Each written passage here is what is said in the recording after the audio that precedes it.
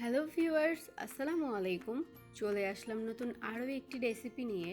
রেসিপিটি হচ্ছে মোরগ পোলাও। আর এই মোরগ পোলাওয়ের রেসিপিটা অনেক সহজভাবে করেছি, আপনারা দেখলে অবশ্যই বুঝতে পারবেন। আর খেতেও কিন্তু অনেক মজা হয়েছে। তাহলে চলুন রেসিপিটি শুরু করি। এখানে প্যানের মধ্যে হাফ কাপ পরিমাণ তেল দিয়েছি আর কিছু আস্ত গরম মশলা দিয়ে দিলাম। গরম মশলা থেকে হালকা একটু ফ্লেভার ছড়ালে হাফ কাপ পরিমাণ পেঁয়াজ কুচি অ্যাড করছি। আর এই পেঁয়াজটাকে হালকা করে ভেজে নেব।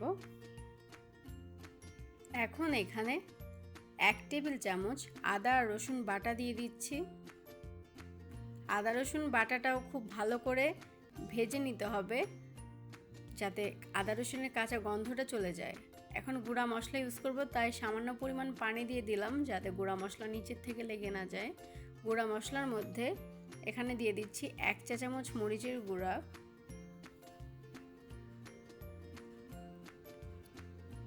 1 চা চামচ জিরার গুঁড়া, 1 চা চামচ গরম মশলার গুঁড়া, 1 চা চামচ ধনিয়ার গুঁড়া দিয়ে দিলাম। এখন স্বাদ মতো লবণ দিয়ে দিচ্ছি। খুব ভালো করে এই মশলাটা কষিয়ে নিতে হবে।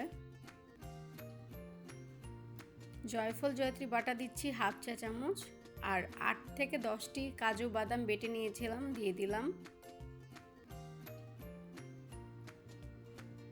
হাফ কাপ পরিমাণ পানি সহ টক দই ইউজ করেছি এখানে। আর এই মশলাটা যত ভালো করে কষানো হবে, এই রান্নাটা ঠিক তত বেশি টেস্ট হবে।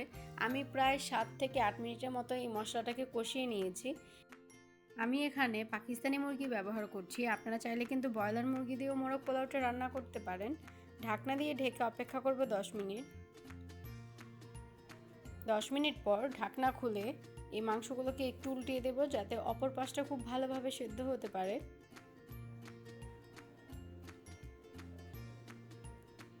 এখানে কিছু আস্ত কাঁচামরিচ দিয়ে দিলাম। ঢাকনা দিয়ে ঢেকে অপেক্ষা করব 10 মিনিট। এর মধ্যে 2-1 নেড়ে দিতে হবে। 10 মিনিট পরে কিছু পেঁয়াজের বেরেস্তা দিয়ে দিলাম। আবারও অপেক্ষা করব আরও 10 মিনিট।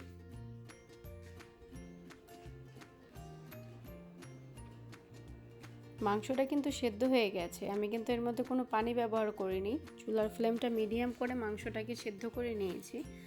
এখন আমি এখানে 3টা সেদ্ধ ডিম দিয়ে দেব। আপনারা চাইলে ডিম নাও দিতে পারেন। আবারও ঢাকনা দিয়ে ঢেকে অপেক্ষা করব আর 5 মিনিট। মাংস কিন্তু পুরোপুরি রান্না হয়ে গেছে। এখন আমি পোলাও রান্না করার জন্য চলে যাব। পাত্রের মধ্যে হাফ কাপ পরিমাণ তেল দিয়ে দিলাম, আর দিয়ে দেব 1 টেবিল চামচ ঘি, আস্ত কিছু গরম মশলা আর 1 টেবিল চামচের মতো পেঁয়াজ কুচি। পেঁয়াজ কুচিটাকে হালকা করে ভেজে নিচ্ছি। আর এখানে দিয়ে দেব 1 টেবিল চামচ আদা রসুন বাটা। এই আদা রসুন বাটাটাকেও কিন্তু খুব ভালো করে ভেজে নিতে হবে, যাতে কাঁচা গন্ধটা চলে যায়। তো তার জন্য এখানে আমি সামান্য পরিমাণ পানি দিয়ে দেব, যাতে কাঁচা গন্ধটা চলে যায় আদা রসুনের, সেজন্য। এখন খুব ভালো করে কষিয়ে নিতে হবে। আর এখানে আমি 2 কাপ পরিমাণের পোলাওয়ের চাল ব্যবহার করেছি।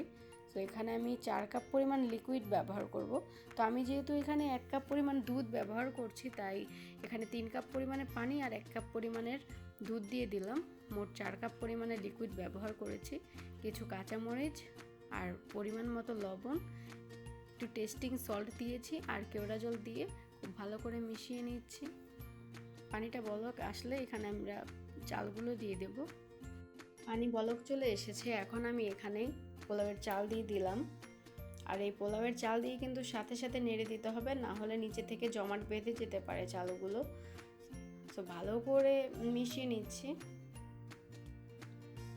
আমি যে মাংসটা রান্না করেছিলাম সেখান থেকে অল্প পরিমাণে গ্রেভি এখন দিয়ে দিলাম, দিয়ে খুব ভালো করে মিশিয়ে নিচ্ছি। এখন ঢাকনা দিয়ে ঢেকে অপেক্ষা করব 10 মিনিট। ফিরে আসছি 10 মিনিট পর। পোলাও কিন্তু 90% সেদ্ধ হয়ে গেছে। এখন এখান থেকে কিছুটা পোলাও আমি তুলে নিচ্ছি মাংসগুলো দমে দেওয়ার জন্য। আমি এই কাজটা কিভাবে করছি আপনারা দেখে অবশ্য বুঝতেই পারছেন। এখন আগে থেকে রান্না করে রাখা মাংসগুলো দিয়ে দেব, আর যে গ্রেভিটা আছে সেটাও দিয়ে দেব। এখন যে পোলাওগুলো তুলে রেখেছিলাম সেগুলো দিয়ে খুব ভালো করে ঢেকে দিচ্ছি উপরে থেকে। এখন আমি পেঁয়াজের বেরেস্তা, আলু বোখার আর কিশমিশ দিয়ে ঢাকনা দিয়ে ঢেকে অপেক্ষা করব 10 মিনিট।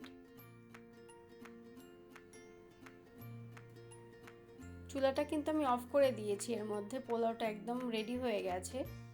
কতটা ঝরঝরে হয়েছে সেটা তো আপনারা দেখে অবশ্য বুঝতেই পারছেন। এখন আমি আপনাদেরকে পরিবেশন করে দেখাচ্ছি।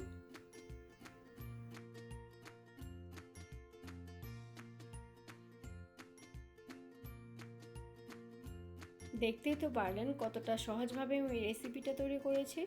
খেতেও কিন্তু অনেক মজা হয়েছে। আর এই রেসিপিটা ফলো করে বাসায় ট্রাই করলে আমি আশা করি আপনাদের কাছেও অনেক ভালো লাগবে। যদি ভালো লেগে থাকে তাহলে অবশ্যই লাইক, কমেন্ট, শেয়ার আর আমার চ্যানেলটি সাবস্ক্রাইব করতে ভুলবেন না। নতুন কোনো ভিডিও দেখতে চাইলে অবশ্যই কমেন্ট করে জানাবেন। আল্লাহ হাফেজ।